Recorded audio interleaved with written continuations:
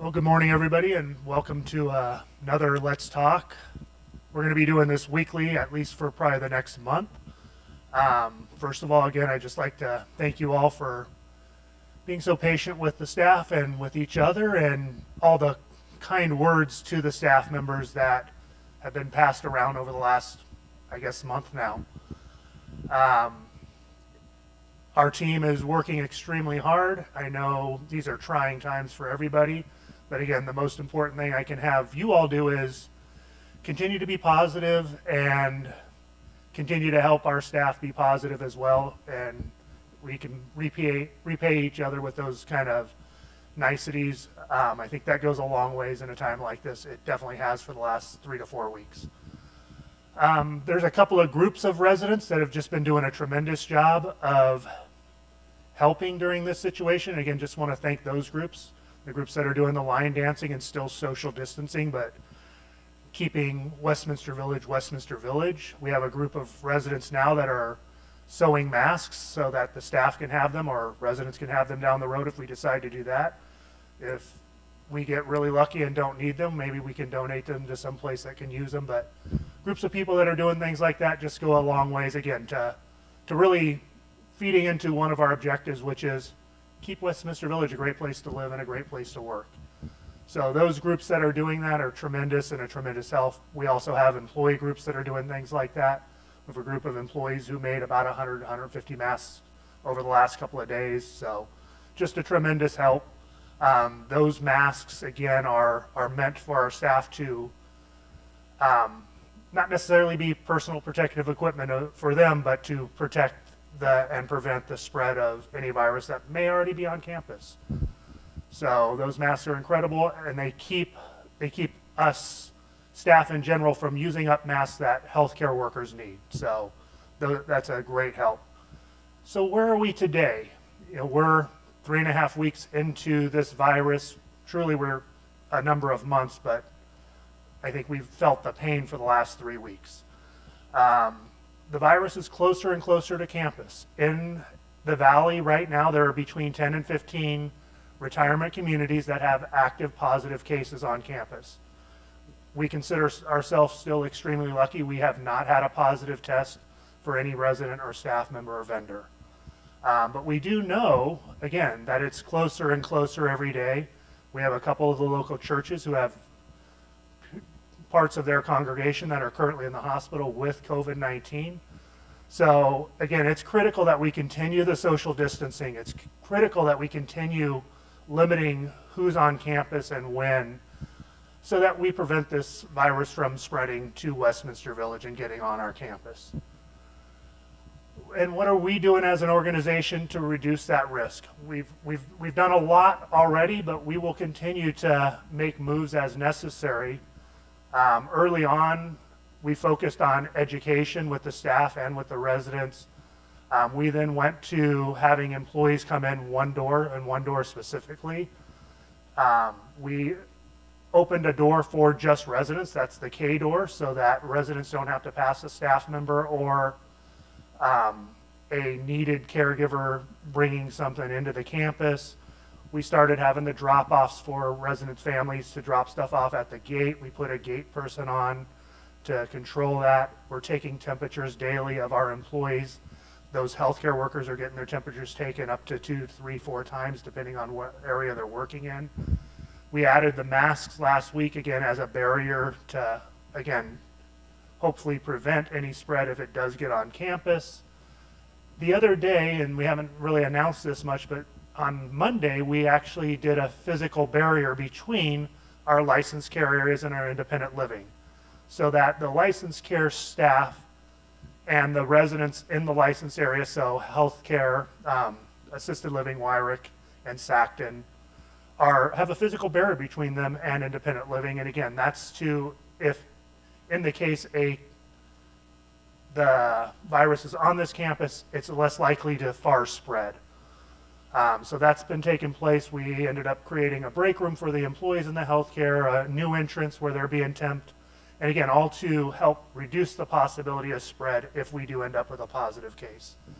One of the other things that we're doing, and again, won't be necessarily visible, but is looking at our succession planning. And I talked a little bit, I think, at the last Let's Talk about that Todd is running our incident command and really at the helm of this ship at this point, and doing that for succession planning so that we have somebody who's tried and tested in this position if something were to happen to me. One of the things we're going to be doing starting tomorrow is taking one of our leadership team, and that's Leslie Midkiff, and having her work from home, be a part of every meeting we're having via technology, so that we do have somebody who's off campus and out of touch with the rest of the leadership team. If at some point we need that, we have that security of knowing that we're in good hands and we have somebody who is up to date with everything, but in a safe place. So that is happening starting tomorrow. We continue to try to reduce the footprint on campus. Again, that was the visitors, your families, some of the vendors that we decided were not necessarily essential. Also with staff, we're seeing less staff on campus. We have not, and we don't plan to have to lay anybody off or reduce our numbers, but we have had employees who, because they're at high risk themselves, decided it might be better for them to stay home during this. So we've had a number of employees that do that. And the other thing we've done to kind of reduce the footprint is we've not been hiring people unless they're in critical roles. And again, as a way to reduce that footprint. We know the biggest risk to residents is us staff members that are coming on campus every day. And then I'd just like to say also the biggest risk to most of our staff members is leaving their house every day to come here. So they're making a sacrifice as well. The pressure on them is great as well, because for most people that risk of coming out of their homes to the campus is just as great of risk to them as it is to, those of you that live here, of us coming on campus. One of the other things that we've done and worked hard to do is improve communication. And this was part of our strategic plan anyway, so we were already moving in that direction, but improved communication, we're doing the weekly letters that sometimes come out every third day. We started doing a daily letter for residents, a daily update. That'll come every day except for Thursday when we do the big letter that goes to everybody. Since the beginning of this, we've been doing a daily update for staff members that they can log into our payroll system and see, and a daily training on coronavirus, on things they can do to prevent it, things they can do to reduce the risk. Just the changes that have been happening daily on campus with the delivery system, with the separation of the license area from independent living. So lots of training with the staff and updates to the staff. The Let's Talk meetings, again, they're not as good as they once were. Not that any of you might think they were good in the beginning, but I enjoy them. They're my favorite meetings where we get to interact. The interaction at these meetings obviously isn't the same, but I do thank all of you that have submitted questions. So at the end, I will answer some of those questions, and we are going to do this weekly. So hopefully as we do this weekly, I'll get better at standing in front of a camera and with a microphone, make it a little easier for all of you.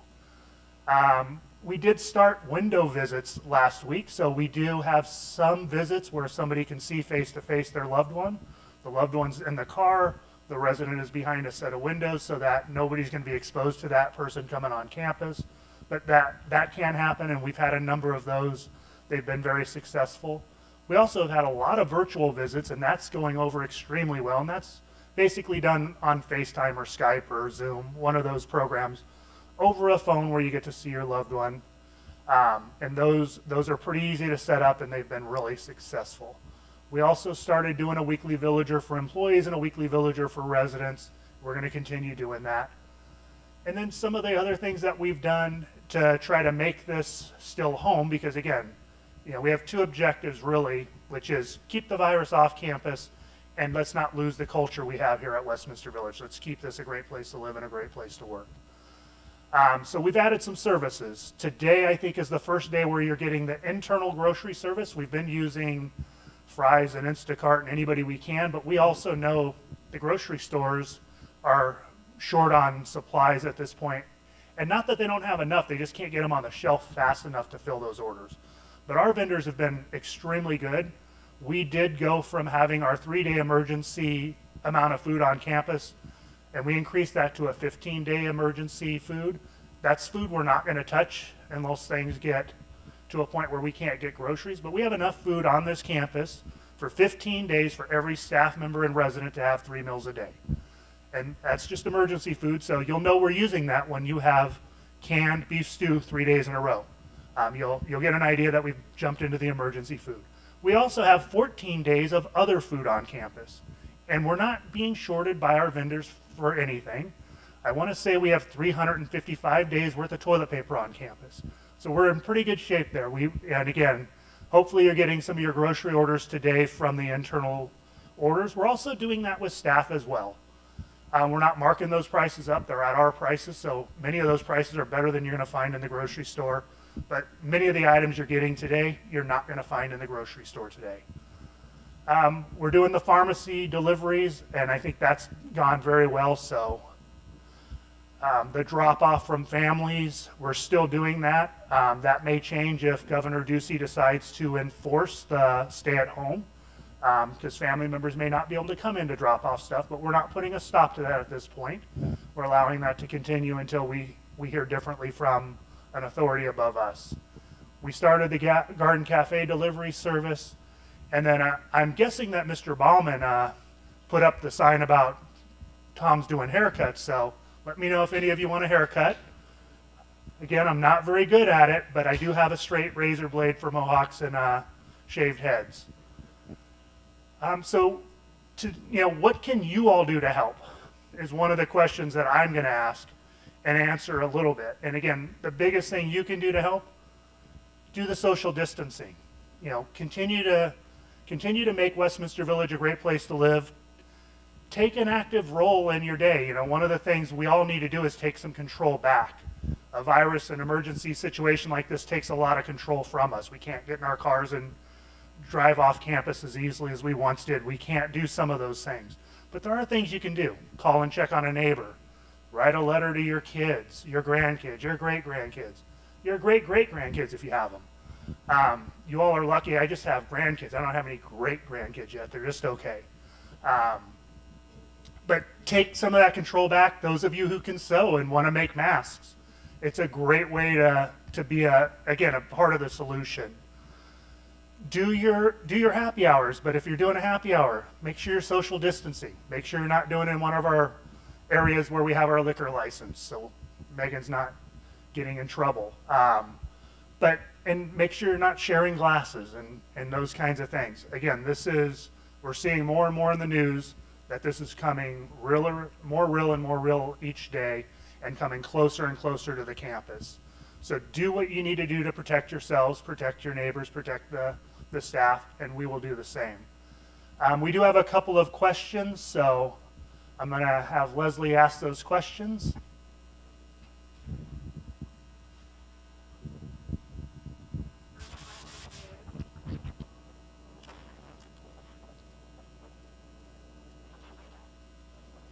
The first question is, did West Village ask the beauty shop? Okay, so I'm going to ask the question.